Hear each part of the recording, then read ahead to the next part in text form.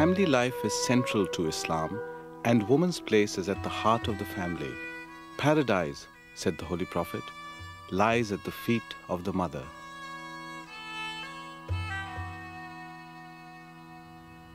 وَإِن خِفْتُمْ أَلَّا تُقْسِطُوا فِي الْيَتَامَى فَانكِحُوا. The Holy Quran recognizes the different roles of men and women, of old and young, but all are addressed as equals.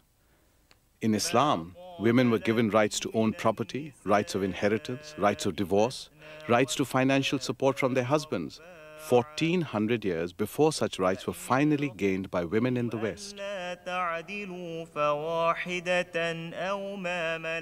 The very first verse says that we created you from a single soul, and from that soul created its mate. And from those two spread throughout the face of the earth countless men and women. So that you are then incited to revere God, who created you, and to revere the womb that bore you.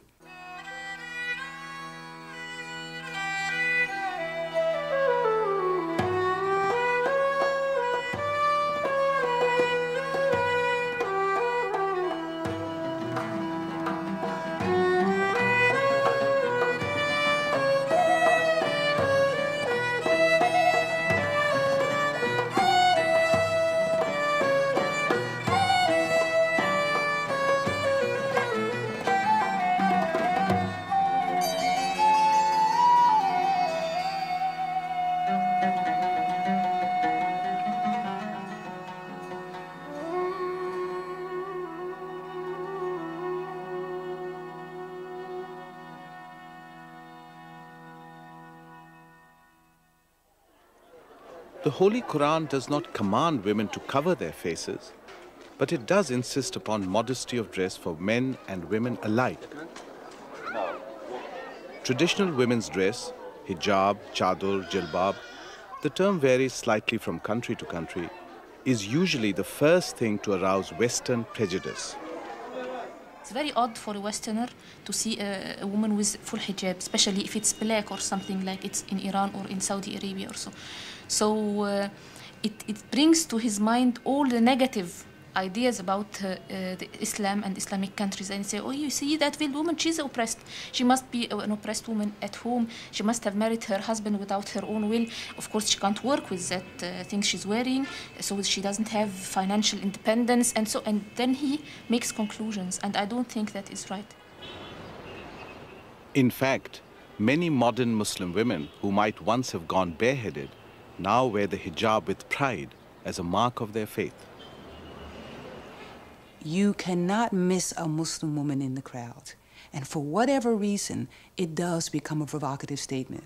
It says this person is connected with this system of thought, with this worldview. It's easier for the men to hide than it is for a woman who makes that identification. For that reason, women gravitate towards making that. I want to be identified as a Muslim. I want it to be recognized that I want the respect that was intended for a woman, that I want to be considered on the basis of my thought and of my spirit, and not on the basis of my body or my looks. So there are multiple levels of satisfaction: personal, psychological, purposes of identification, and then it is a political statement that says, I take this stand opposite Western modernity or Western prejudices. So it has become a multifaceted aspect of the woman's identity and symbolism in the modern world. In northern Nigeria, for instance, traditional Muslims of both sexes usually wear modest but colorful clothes, especially for festivals. But recently, some devout women have chosen to wear full hijab as a sign of their commitment. In their view, it is Western women who are oppressed and exploited, while Muslim women are held in high regard. If you have a diamond, do you think you will just take this diamond and place it somewhere like this courtyard? No, you will take the diamond, maybe wrap it somewhere, and then take it, put it in another cover, and then put it in a very nice place in the house, isn't it? So this is an honor. It shows that the woman, her body is so precious that it's not supposed to be looked on by anybody, just anyone, just watching, just looking at her and getting some pleasure. but she hide it and only present it to those who are supposed to see it. It is not liberation when you say women should go naked. It is just oppression because men want to see them naked. So they try to tell them that they should be liberated. They shouldn't put on this covering we are putting because they want to cheat them. They want to oppress them. They want to see their nakedness. That is why they are preaching that Islam is oppressing women, so they have to be liberated. They have to go naked. They want to see them naked. That is the reason behind it. That's what I feel. And another thing is that, you know, they say that it is liberation for women to go out, you know, to do some works and some work and then contribute to the family. You understand? To contribute, maybe to get their salary and then help in the running of the family.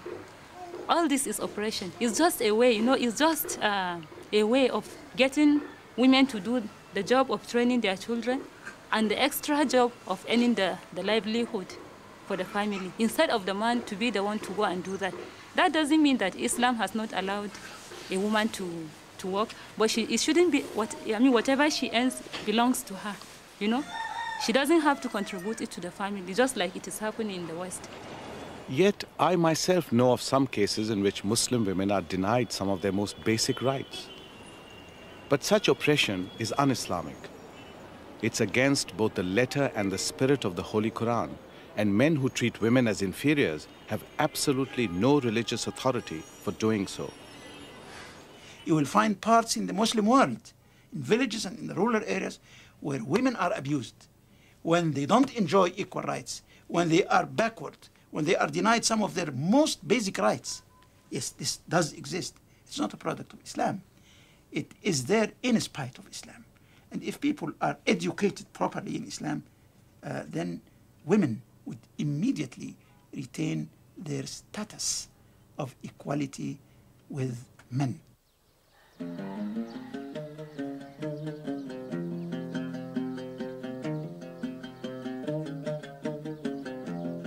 In the Nile Delta, where Egyptians have farmed the land for 6,000 years, the pattern of family life has always served the needs of an agricultural community. So relationships between husband and wife are determined by long-established custom as well as by religion. Faiza and her 4 children live in the house belonging to her parents-in-law. She cooks and cleans for the whole family while her husband is away earning money in Saudi Arabia. Faiza has firm ideas about her husband's and her own rights and duties in married life. طبعا يشوف طلباتها ويبقوا كويسين مع بعض وراضين على بعض وخلاص. يعني هو يشوف طلباتها كلها ويحترمها وهي تحترمه برضك ويبقوا راضيين مع بعض ويساعدوا بعض كده. طب ومسؤولية الزوجة للزوج؟ طبعا تقوم بواجبها الكامل له، تحترمه وتشوف طلباته كلها بس. طب قولي لي مثل يعني إذا هو طلب منك حاجة مش عاجباك. طبعا هو رأيه هو اللي يمشي. حتى إذا مش عاجبك مش عاجبك أنت؟ لازم هو رأيه هو اللي يمشي. Faiza was married at 13. Her horizons are bounded by her duties as a wife and mother. She herself had little education and few expectations.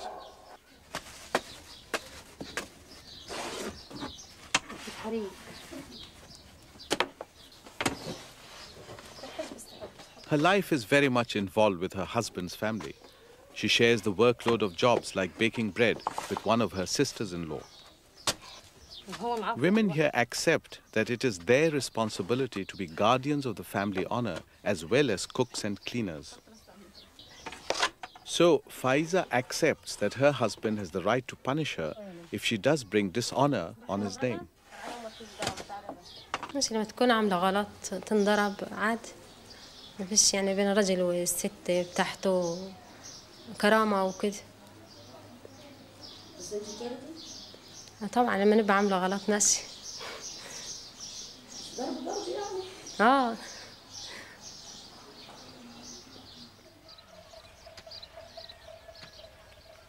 Faiza sometimes works in the fields with another of her sisters-in-law.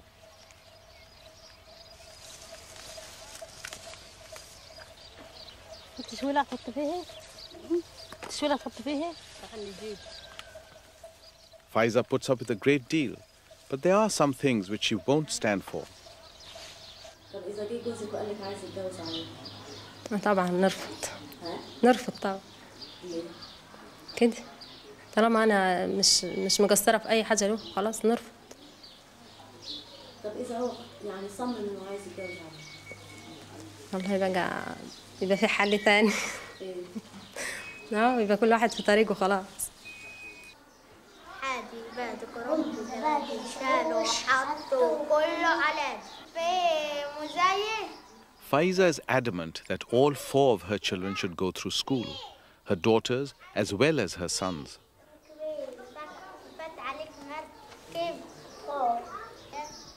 She is determined her daughters will not be pushed into an early marriage, as she was herself. Marvat, the older girl, is already 12. How would Faiza react if her husband wanted Marvat to be married at 13 or 14? 14 سنة طالما مش صح هنوقف له. طالما مش صح هنوقف له. لكن صح ماشي. بس انت ازاي يعني؟ طالما صح يعني مش صح لما تكمل علمها وتبقى كويسة ماشي. لكن طالما هو رأيه مش صح مش هنوافق طبعا، لأن ده العمر كله. تبقى تعيسة مثلا، الواحد مرة بتبقى سعيدة، فالواحد بيدور على سعادة العيلة وكده. So how do Faiza's ideas about the rights and duties of husbands and wives match up to the interpretation of a distinguished expert in Islamic law, Sheikh Al-Ghazali? في مسؤولية مشتركة، يعني الزواج ليس متعة فقط، بل هو تبادل حقوق وواجبات، كما قال تعالى: ولهن مثل الذي عليهن بالمعروف. فتبادل الحقوق والواجبات هو أساس الأسرة. Again and again the Holy Quran instructs men to be compassionate and kind to their wives. If there's disagreement, the husband must make every effort to reach a solution by persuasion and argument. If he is ever driven to strike his wife, it must be in a purely token form.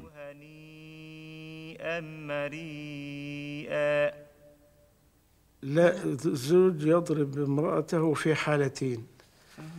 الحالة الأولى أنها تدخل رجلا غريبا في البيت، ولا يجوز للمرأة أن يدخل عليها البيت رجل غريب لا صلة لها به. لماذا دخل ولماذا يختلي بها؟ هذا لا يجوز. أو المرأة الثانية أنه طلبها للفراش فأبت، طلبها للناحية الجنسية فرفضت. في الحالة دي الضرب يكون بسواك. السواك ده يعني زي خشبة؟ الخشب اللي بالأسنان. يعني نوع رمزي مش ضرب يعني. وزي قال لا يجوز لأحد أن يجلد امرأته جلد العبد، يعني الضرب المبرح لا يجوز، ولا يجوز الضرب على الوجه. The Holy Quran's pronouncements on polygamy are widely misunderstood, even by Muslims. A man may marry up to 4 wives, but only in exceptional circumstances, and only if he treats them all equally and impartially. In many Muslim countries, a man can marry a second woman only with the express permission of his first wife. Today, a very small proportion of Muslims have more than one wife. In fact, many Egyptian women are professional people, doctors, teachers, lawyers, just as they might be in the West. Sana Haroon is a wife and mother, but she's also a university lecturer in agricultural science. Women have been teaching in Egyptian schools and universities for the past 40 years, and Sana is very much in control of a mixed class.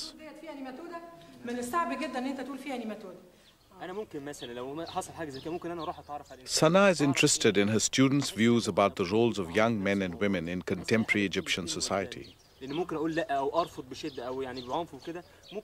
How would the men feel about their sisters going out for the evening? هل دي انت بتعتبرها عدم ثقة في اختك ولا يعني احساسك ان تقاليد المجتمع او يعني ان يعني هل بيبقى عدم ثقة في يعني لا اختك هو نفسها؟ لا طبعا مش عدم ثقة لان اختي يعني انا عارفها لكن يعني مثلا عدم احساس برضو بالخوف من المتغيرات اللي في الوقت ده موجودة هنا. يعني الاحداث اللي بتجرى دي اللي حدثت من شهرين كده فيعني الحاجات دي هي اللي بتخلي الواحد يبقى مقابض شويه من حكايات المعسكرات والبيئات بره يعني. وبعدين العادات برضو بتحكم الانسان في الحاجات دي. كانت ممكن ماما تسمح له برحله بره البيت مثلا، لكن انا بالنسبه لي كانت هتبقى برضه خايفه عليا. ممكن تبقى في الاول يعني بيبقى في رفض ليها وكده، لكن يعني باقناعي اليوم وكده يعني ممكن يعني. بره ازاي مراته ما تدخلش الجامعه؟ فانا نفسي اسمع رايك يا عز، وهل اقتنعت بكلامي؟ والله انا اقول لحضرتك حاجه، يعني انا بالنسبه لفكره عمل المراه دي وارده وموجوده ومطلوب ان المراه تعمل، بس في المجالات اللي هي تقدر تدي فيها، يعني المرأة لها حدود ولها إمكانيات بتختلف عن الراجل. إن المرأة المصرية دلوقتي فعلا ابتدت تعمل في مجال الشرطة، وده مجال يعتبر يعني كان ما نتوقعش إنه في أي مكان من العالم حتى إن المرأة المصرية تبقى ضابطة بوليس ومعاها مسدس وتلاحق المجرمين وكده، وحدث إن في سيدات برضه في مصر يعني ضابطات بوليس ومسكوا مجرمين عادي يعني. فدي يعني أصعب مجال ممكن تتخطاه المرأة، متهيألي ما فيش مثلا يعني الوكيلة النيابة تعتبر برضو يعني مش هتاخد جهد زي ضابطة الشرطة.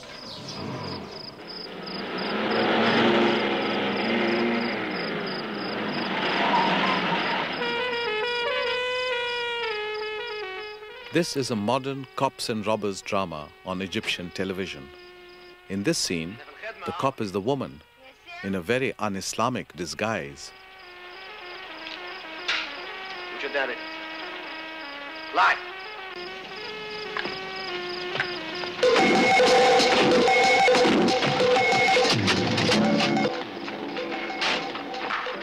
Sana keeps a close eye on her son's viewing habits.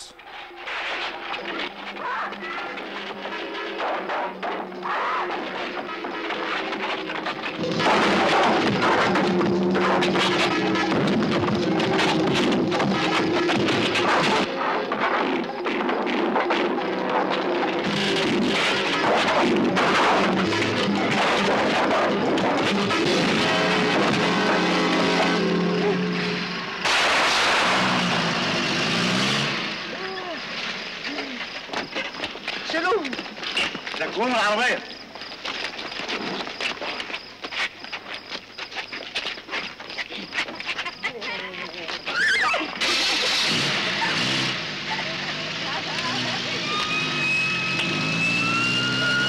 If I am very, very restricted in my house, and if I didn't talk enough with my children and teach them what is right and what is wrong, if they feel that they are not very open with me, I am absolutely right. They will learn a lot of wrong things from outside.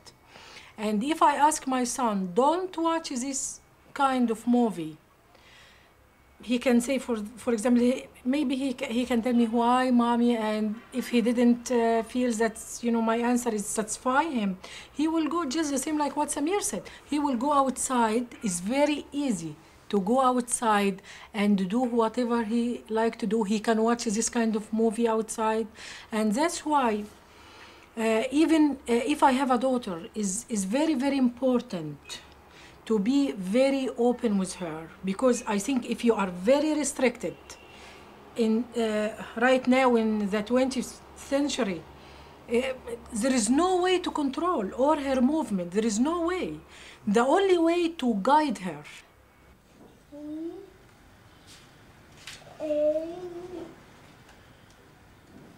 Sana's husband Samir is also a university lecturer. He helps with the boys' homework, but she doesn't like him to help with the housework. Okay, this number here, what that number is? So although she gets the boys to do odd jobs, Sana does all the housework herself, and she sometimes finds it hard to reconcile her working life with her domestic duties. It is very difficult, but I love both of them. I love my work very much, and I love my house and my children, my husband very much. But if I feel any time that I have to do any kind of sacrifice between my work and my house, absolutely, I will leave my work. I will stay home. But until this point, I have a good health, and I feel that I can manage my time. And there is one thing that it is very, very important, my husband. Because I think since we got married, he always pushed me to be a successful woman in my career.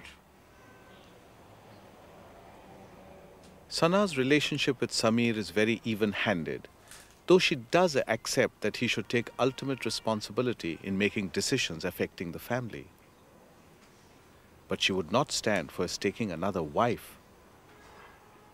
Well, I'm not going to permit. I'm not going to give him a permission for that. And I have a feeling if he did that, I can't stay with him. I can't, because even the religion give the man permission to do that under some conditions, but you know, if he just like to marry another woman just to enjoy being a husband for another wife, I don't think I can stand that. Sana's relationship with her mother, Haja Sosan, is also very close. They meet every day, and Sana still takes careful note of her mother's views.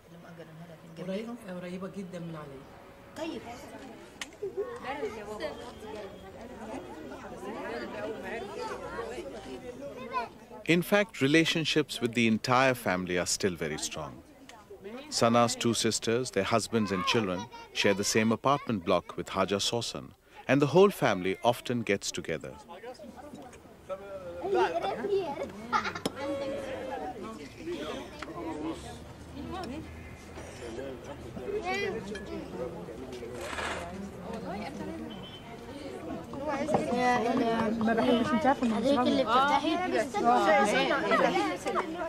Even in a big city like Cairo, family ties usually seem to be stronger than in the West. لذلك تلاقي حضرتك عندنا في الأعياد أهم حاجة إن الصغيرين يلفوا على جميع الكبار، سواء خالته، عمته، جدته، حماته، حماه، كله لازم.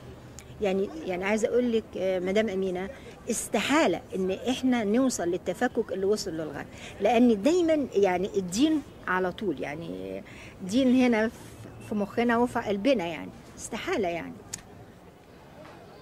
But of course, there are social casualties in Muslim countries, and Islam has its own system for helping them. It's called zakat, a form of charity which is one of the central tenets of the faith. In this mosque in Cairo, zakat extends to teaching small girls from poor families to read, a skill which they might not otherwise learn. Teaching at the mosque is built around the Holy Quran.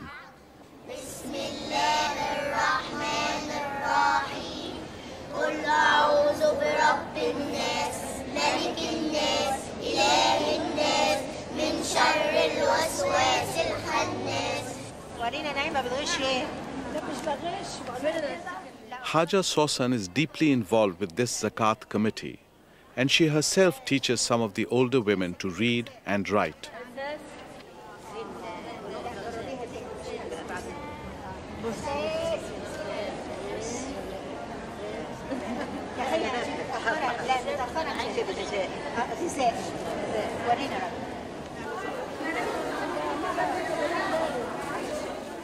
It's the duty of all Muslims who can afford it to give a proportion of their income to zakat.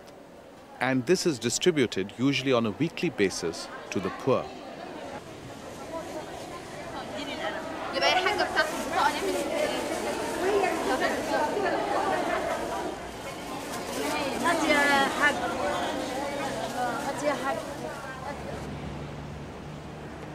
But in a modern city like Cairo, there are family problems to which new solutions are being applied.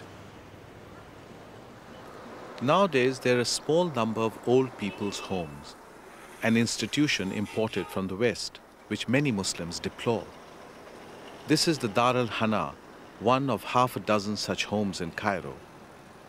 It provides sheltered accommodation for old people who can afford the cost of living here, or whose families can afford to send them. The Holy Quran tells us that old people are to be respected and cared for, not as a favor, but as a duty. The concept of an old people's home is a break with one of the most sacred traditions of the Muslim family. It is a response to some of the difficult conditions of modern city life.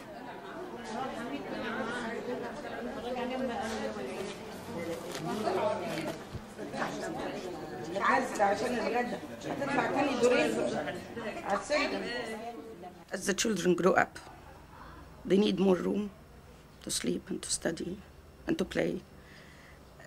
So an old person won't be comfortable. And the family themselves, the younger family, would feel that the person who could live somewhere else would be the old person. And then there are economic matters. Nowadays, many people work abroad. In the past, we didn't do this. So they have to leave their parents.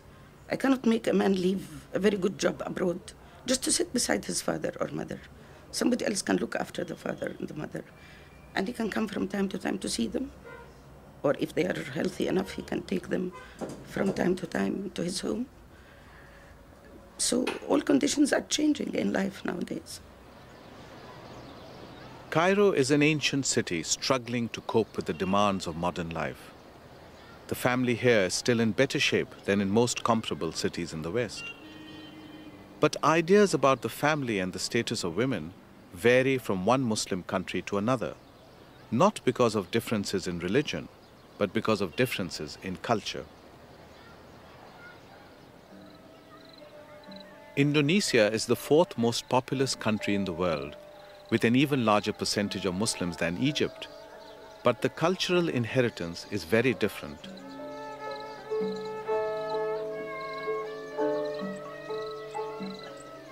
Islam was brought here by 16th century traders and scholars and spread relatively slowly.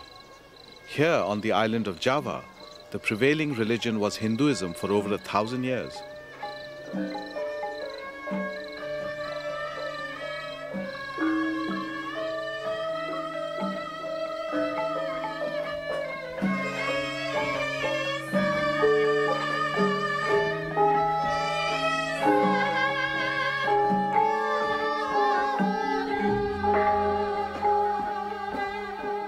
Indonesian Muslims still enjoy the old Hindu myths. These Javanese dancers reenact the story of the Hindu Lord Rama and his love for Sita.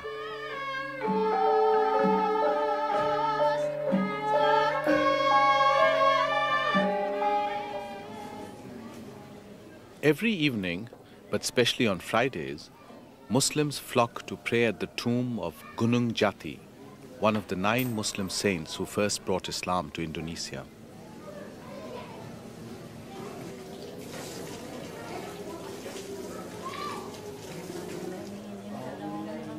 Some Orthodox Muslims complain that ceremonies like this are not Islamic, that they have overtones of Hinduism. But these Muslims see nothing wrong in giving thanks to God with incense and flowers.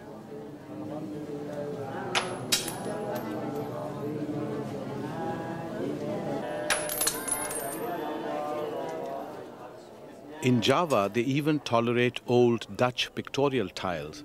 One of these features a church as an adornment to a Muslim shrine.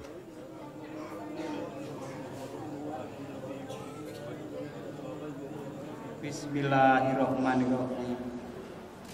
Asyhadu an la ilaha illallah. Superficial differences in local dress and customs should not blind us to the oneness of Islam. Marriage is the essential bond which holds all Muslim societies together. The union of man and wife is a union of equals. Sewaktu-waktu saya, satu. The families of the bride and groom are here to witness the fairness of the wedding contract.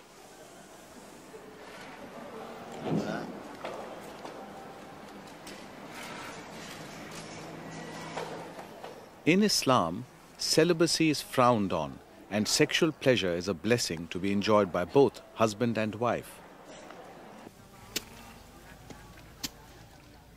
In the countryside, it's easy to see how marriage holds the social fabric together. Omo Gojali and his wife Aisha perform a harvest ceremony together.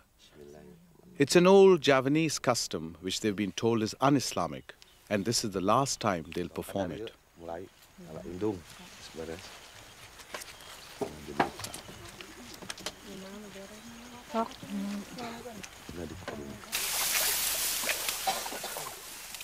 Like other folk customs, the harvest festival draws together members of the family, daughters, daughters-in-law, nieces, all of whom share the task of cutting the first bundles of seed rice for the coming year.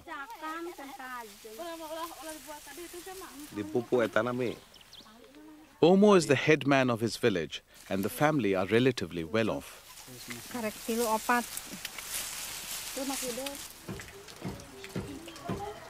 By local standards, their home is quite luxurious, but prosperity doesn't prevent Aisha from sharing the heavy kitchen chores with other members of the family. Aisha is mother of 7 children and now a grandmother. 2 of her daughters live nearby. All visit frequently, and they and their children spend a lot of time in the family home.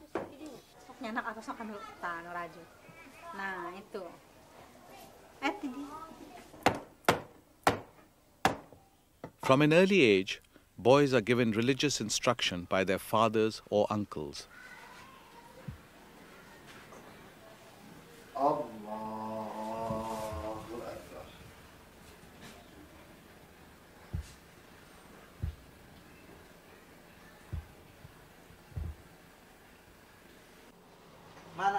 Little girls will learn from their mothers and their aunts.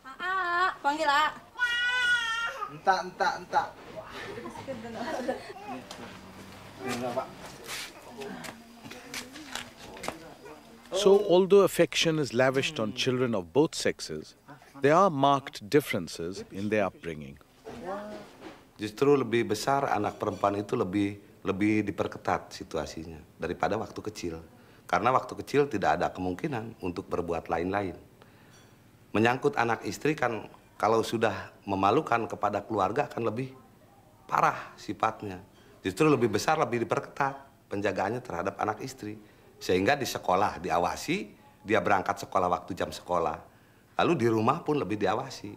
Dan cara pergaulan dia itu sendiri lebih diperketat.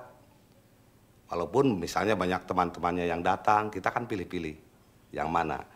Jadi cara memilih untuk calon suami bagi anak perempuan, jelas itu. Di samping anak itu setuju, orang tua pun harus setuju. Jadi ada persetujuan daripada kedua belah pihak. Pregnancy before marriage would bring great dishonor to the family. Waduh, marah sekali. Malu karena kebetulan saya ini di sini jadi kepala masyarakat gitu. Jadi bapaknya masyarakat. Kalau seandainya terjadi hal yang seperti itu, mungkin saya malu ditontonin orang. Ya pasti saja anak saya yang dimarah terus. Jadi jangan sampai lah. Insya Allah saya sekeluarga yang saya jaga jangan sampai terjadi seperti itu. Pami terjadi mohon Bu, tindakan Ibu naon kira-kira? Ya mungkin saya diusir lah.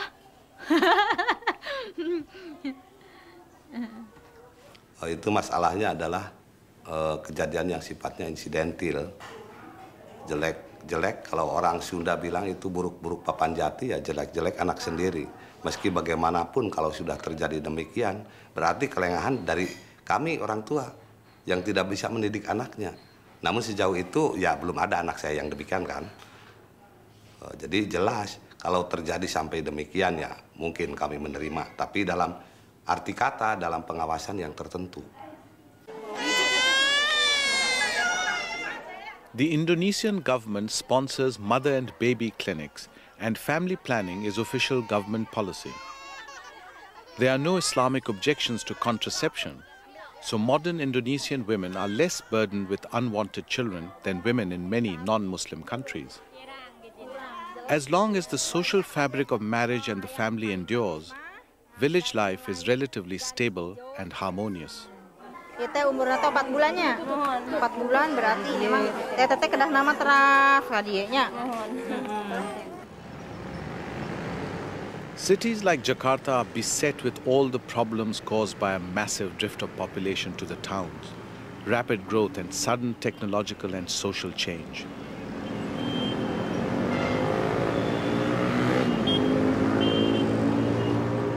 Everything is on the move, and social casualties are much more in evidence. Divorce is on the increase. The Holy Prophet himself deplored it, but there is an Islamic method of coping with it. This is a family court following Islamic law, the sharia. The senior judge in this court is a woman. Women judges are rare in the Muslim world, but there are no religious objections to such an appointment. 1412 Hijriah dinyatakan dibuka dan terbuka untuk umum.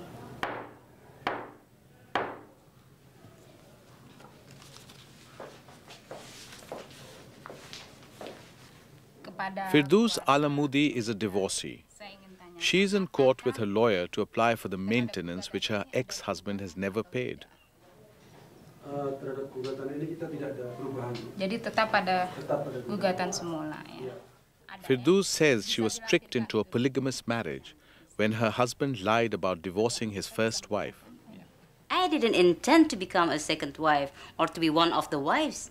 When he married me, it was on a one-to-one basis. I didn't know he had another wife. I knew he had wives before, but he came to my parents with the divorce papers and showed it to my mother and to my brothers and to my sister. And we believed him.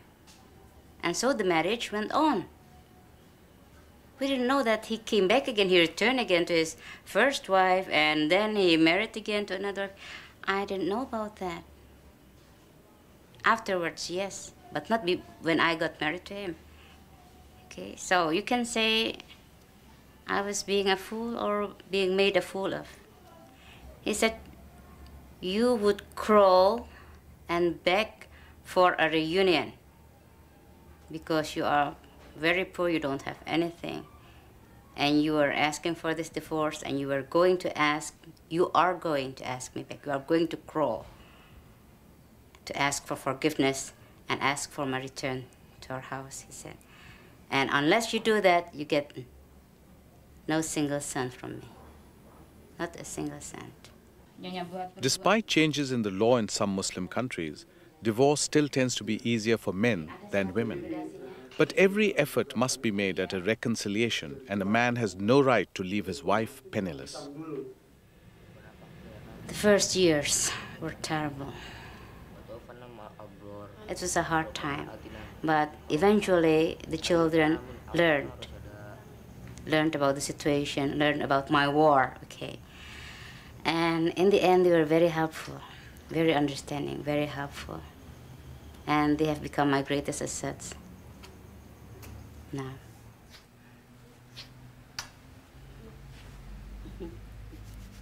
Lihat orang harus, belajar dari orang lain harus. Panjang. Mungkin, tahu nggak Bu? Devi Motik is not a woman to be pushed around by anyone. Tapi kalau goalnya enggak, Bu. Saya satu waktu Devi runs the most successful management consultancy in Indonesia. She motivates her clients, many of whom are women, with sharp advice about how to succeed in modern business. luntur. Tapi saya mau cari gimana nggak luntur. Devi Motik knows what she's talking about. She owns and directs 2 large clothing factories, employing thousands of women, here making winter anoraks for the export market. Devi sees no difficulty in reconciling her international business career with her Muslim faith. But she believes that some people confuse the Muslim religion with cultural attitudes.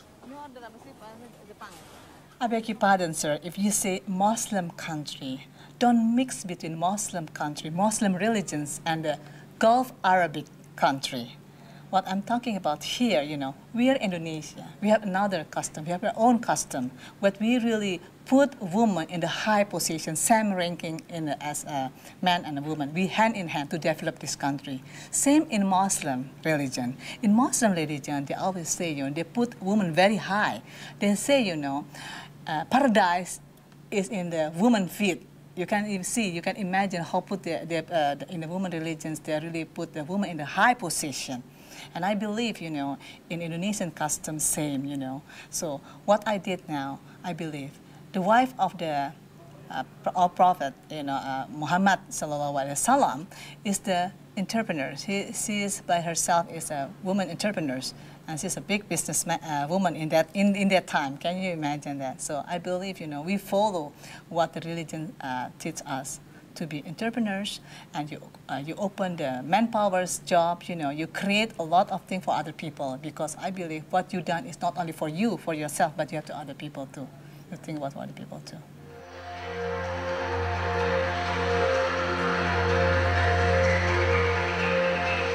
The success of some Muslim women like Devi Motik points up a paradox facing countries like Indonesia.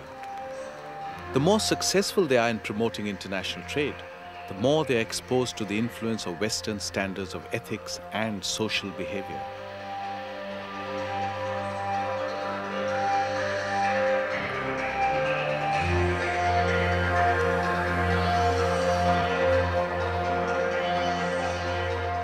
As elsewhere in the Muslim world, the feeling that moral standards are declining has provoked a Muslim reaction. Nutella was once a successful model. 6 years ago, she gave up the prospect of a glittering career and rediscovered her Muslim faith. She believes that models are often sexually exploited by men.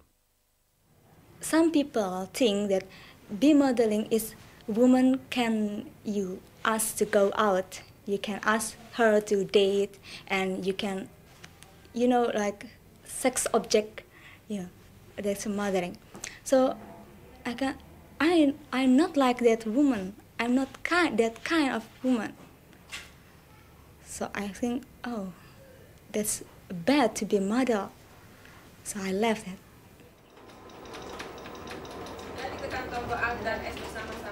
Instead, Nuthaila went back to school, then university. To her, there's no contradiction in operating a computer and wearing the jilbab. On the contrary, she enjoys the freedom she now has from male harassment.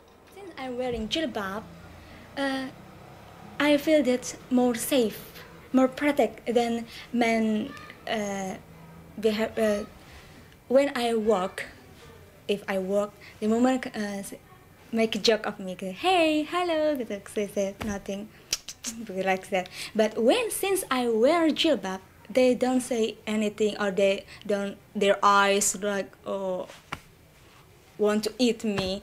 But they just say, Assalamualaikum. He just give me a regard, you know, Assalamualaikum. And I answered it, Walaikum salam. I'm very happy. That's the difference. If the Muslim want to be a modern, they can study it. They don't have to wearing Western clothes or Western culture like dance or kissing in front of people to be a modern. So I want to be a modern career woman, not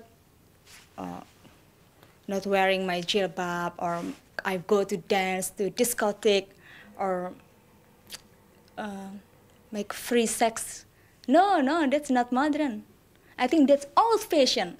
Before the Prophet come to the world, there is free sex, or there is. So I think right now, if they do that again, they are old-fashioned.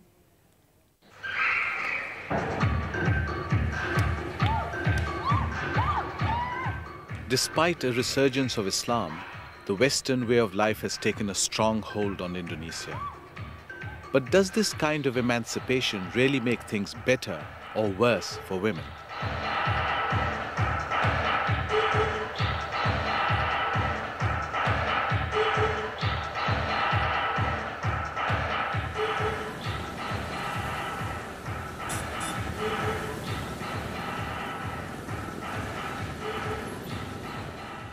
Muslims are appalled by many aspects of modern consumer culture because they believe that Western family life is close to collapse. Increasing divorce rates, teenage promiscuity, single-parent families, all seem to go together with Western pop culture. This is why Muslim parents are so anxious to prevent young people from being seduced by the instant fix of Western hedonism.